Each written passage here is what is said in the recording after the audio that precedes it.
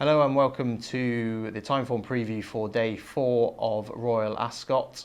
There's another set of 6 pretty tough races to go at for Friday's card, but I think that 10 Sovereigns is a favourite that should really be obliging in the Commonwealth Cup.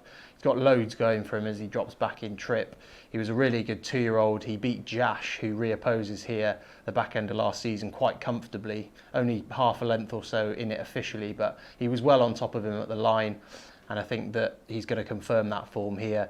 He will be suited, as I say, by coming back to 6 furlongs. He didn't really see out the trip in the Guineas last time, but he shaped really, really well over on the disadvantaged far side. His breeding suggests that he should be very, very effective at Ascot as well. He is sired by No Nay Never, who won the Norfolk and is a son of Scat Daddy, who himself, with his progeny, had an excellent record with all of his runners at Ascot. So that's positive for him. So he's favourite, but I'm going to put him up as my nap. I think he'll be very, very hard to beat in the 340, the Commonwealth Cup. The second bet that I'm going to put up, the next best, is in the King Edward VII Stakes, which is always a fascinating race. It's a sort of Group 2 derby, if you like, at Royal Ascot. We get a number of horses that ran in the derby and didn't quite come up to scratch, then come here for a bit of consolation, and we've got just that this year with Japan, who finished 3rd at Epsom and essentially is well clear on ratings going into this race.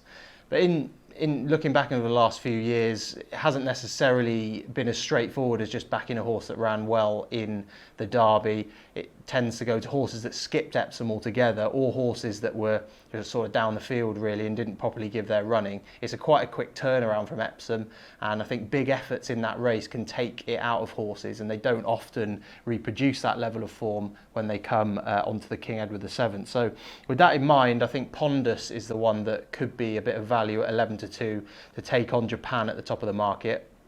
Now Pondus has looked a group horse in the making essentially in 3 of his starts to date. He's won 2 of them, looking very, very impressive at Sandown last time when defying a penalty. His form is stacking up very well. There's been a number of good horses that have emerged from his Nottingham and Sandown wins, and I think that he can take up the step up in grade in his stride here, and I'll be backing him at 11-2 in that. Now, the Sandringham Stakes at 5 o'clock is a massive field, and as a result, you're getting some fancy prices, about a fair few of them really, and that's where my long shot is going to come in the form of Gallic, who's trained by Ed Walker, who won this race with a well-bred filly last year. Now, Gallic was quite promising on her reappearance at Newmarket in a race that's worked out well, chased home the likes of a Wee Dram that day, who has come out and won since. So that's a really solid bit of 3-year-old handicap form. She then went to Doncaster and didn't really fire, and that's probably a little bit harder to forgive. But as a result, we're getting a massive price about her today. She's 25-1 plus, and I think that at that sort of odds, I'm willing to forgive the last run, and hopefully she can bounce back. And if so, I think she's well handicapped.